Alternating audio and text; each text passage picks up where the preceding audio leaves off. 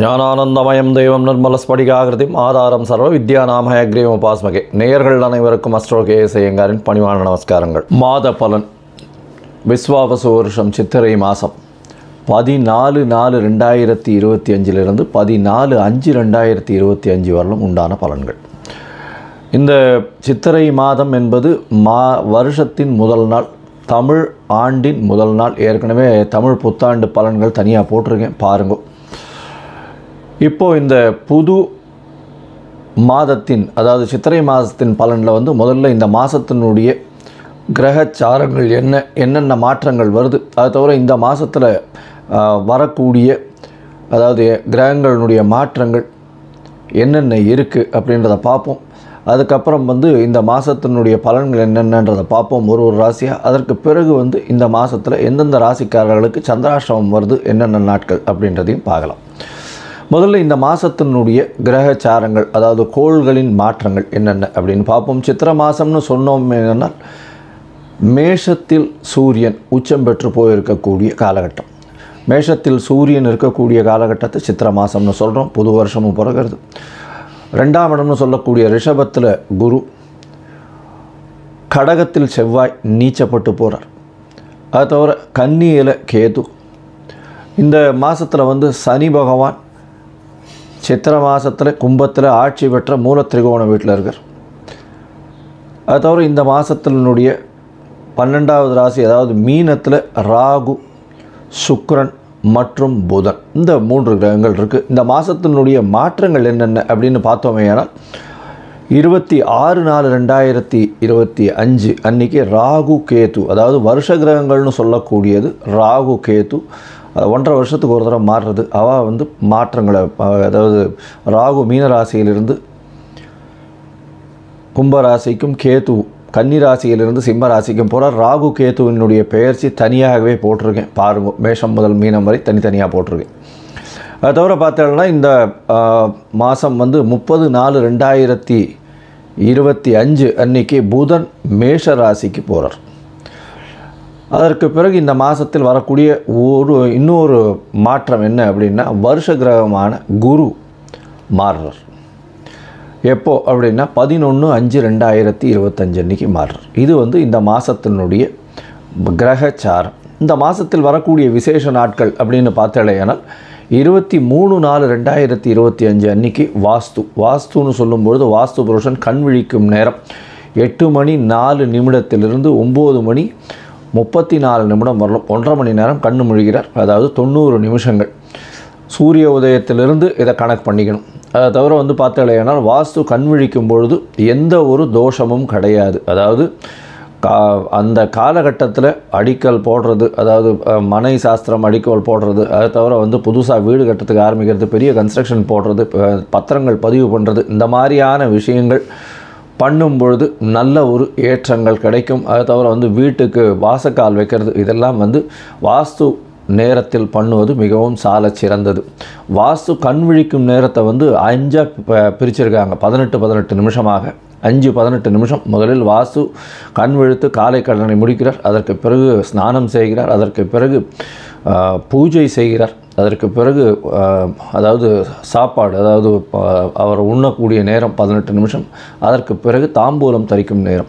இந்த உண்ணக்கூடிய நேரத்திலையும் தாம்பூலம் தரிக்கும் நேரமான கடைசி 36 நிமிஷம், அதாவது 8:58 9:34 வரலும் இருக்கக்கூடிய நேரத்தில் செய்யக்கூடிய அனைத்து வேலைகளும், அதாவது கன்ஸ்ட்ரக்ஷனுக்குன்னு அந்த இது எந்த ஒரு சிவில் கன்ஸ்ட்ரக்ஷனாக இருந்தாலும் அது வெற்றியை கொடுக்கும் அப்படின்றது சொல்கிறேன்.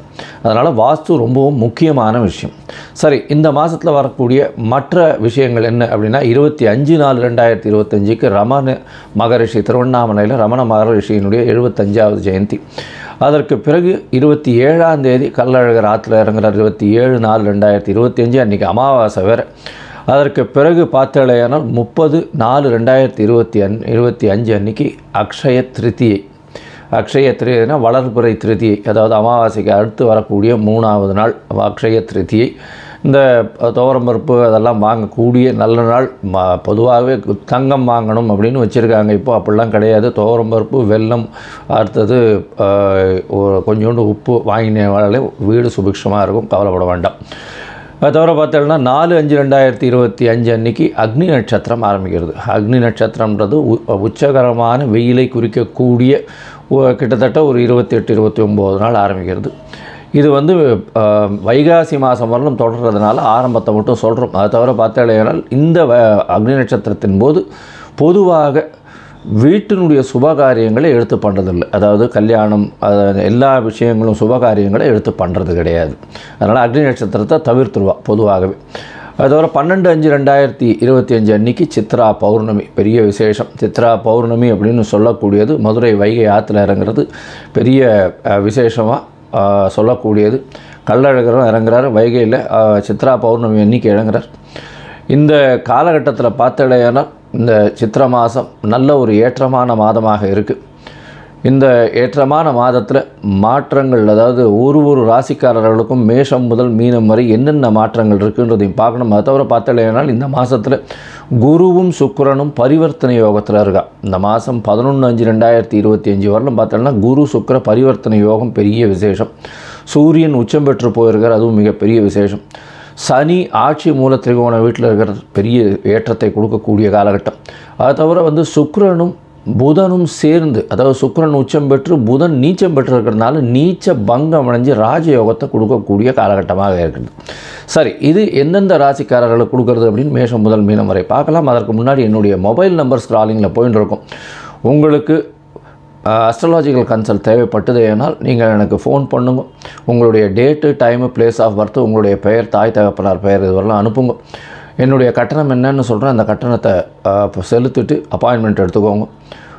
உங்களுடைய ஜாதகத்தை போட்டு அதில் சந்தி இருக்கான்னு பார்த்து, லக்ன சந்தி, ராசி சந்தி, நட்சத்திர பாத சந்தி, லக்ன பாத சந்தி இதெல்லாம் இருக்கான்றதை பார்க்கணும். பார்த்துட்டு உங்களுடைய இப்போ நடக்கக்கூடிய தசா புக்தி அந்தரம் சூக்ஷ்மம் எப்படி இருக்குது, இப்போ நடக்கக்கூடிய கோச்சாரம் எப்படி இருக்குன்றதை பார்த்துட்டு உங்களுக்கு உண்டான பலன்கள் என்ன அப்படின்றதையும் எளிய பரிகாரங்களும் வந்து சொல்கிறேன் நான்.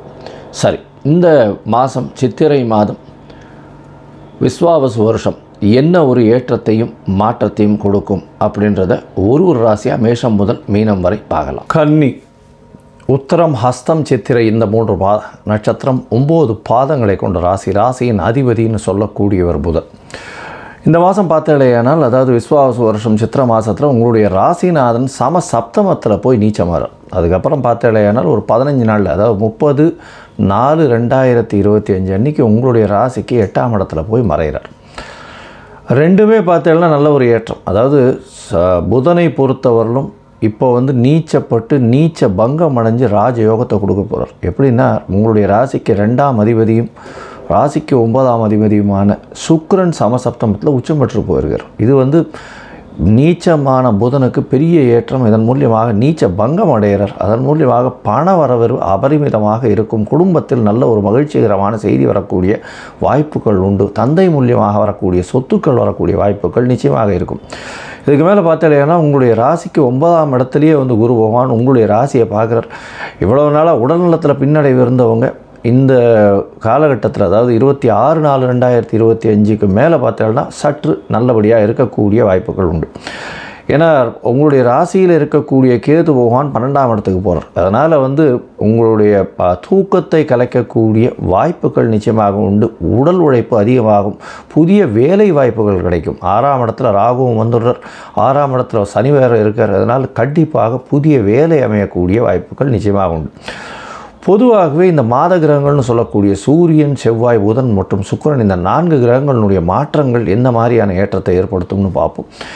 இந்த மாதத்தில் உங்களுடைய ராசிக்கு 12ஆம் அதிபதி 8ஆம் இடத்துல போகிறார். 8-12 தொடர்பு மிகவும் ஏற்றமான விஷயம். இதற்கு மூலியமாக வெளிநாடு போகக்கூடிய பாக்கியம், ஷார்ட் ட்ரிப் போயிட்டு வரக்கூடிய வாய்ப்புகள் நிச்சயமாக உண்டு. இதை தவிர பார்த்தலையானால் திடீர் பண வரவு, அதாவது எதிர்பாராத இடத்துலேருந்து திடீர்னு பணம் வரக்கூடிய வாய்ப்புகள் நிச்சயமாக உண்டு. ராசிக்கு 7ஆம் இடத்தில் இருக்கக்கூடிய சுக்கிரன் உச்சம் பெற்று போயிருக்கார். இருந்தாலும் பரிவர்த்தனை யோகமும் அடைகிறார். 9ஆம் இடத்துல குருவும் 7ஆம் இடத்தில் ராகுவும் அதாவது சுக்கிரனும் இருக்கிறது பெரிய விசேஷம். இதன் மூலியமாக திருமணத்துக்கு பார்த்து கொண்டிருக்கிறவர்களுக்கு திருமண பாக்கியம் நிச்சயமாக உண்டு. அது தவிர பார்த்தீங்கன்னா குழந்தை பிராப்தி ஏற்படக்கூடிய பாக்கியம் உண்டு. உங்களுடைய ராசிக்கு 5ஆம் இடத்தை குரு பார்க்குறார். புத்திர காரகனே பார்க்குறது ரொம்ப விசேஷம். இருந்தாலும் புத்திரஸ்தான அதிபதி 6ஆம் இடத்துல ராகுவோட சம்பந்தம்ன்றதுனால சிறு சிறு தொல்லைகள் மருத்துவர் மூலியமாக வரக்கூடிய வாய்ப்புகள் நிச்சயமாக உண்டு.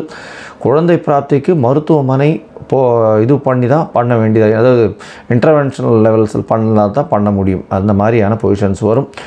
இது தவிர பார்த்தீங்கன்னா உங்களுடைய ராசிக்கு 11ஆம் இடத்துல செவ்வாய் நீச்சம் பெற்று போயிருக்கார். பொதுவாகவே 3 8 அதிபதியான செவ்வாய் நீச்சம் பட்டு 11ஆம் இடத்துல இருக்கிறது பெரிய விசேஷம். தன லாபங்கள் அதிகமாக இருக்கும். தொழிலில் பெரிய ஏற்றம் இருக்கக்கூடிய வாய்ப்பு, பண வரவிற்கு பஞ்சம் இருக்காது. புதிய வேலை வாய்ப்பு கிடைக்கும். எதிர்பாலினத்தவர் மூலியமாக நல்ல ஒரு ஏற்றம் கிடைக்கும். பார்ட்னர்ஷிப் பிஸ்னஸில் திடீர் யோகம் வரும். அது தவிர 6ஆம் இடத்துல சனி ராகு இருக்கிறதுனால புதிய கடன் வாங்குவீங்க. இவ்வளவு நாளாக இருந்த கடன் எல்லாத்தையும் கொடுத்து முடிப்பீங்க. அதெல்லாம் ஒரு பெரிய ஏற்றம் கிடைக்கக்கூடிய காலகட்டமாக அமைய போகிறது. இந்த காலகட்டத்தில் உங்களுடைய முயற்சிகள் நல்ல ஒரு ஏற்றத்தில் இருக்கும். இருந்தாலும் சில நாட்கள் முயற்சிகளை தள்ளி வைப்பது நல்லதுன்னு சொல்கிறோம். அந்த சில நாட்கள் சந்திராஷ்டம நாட்கள்னு சொல்கிறோம்.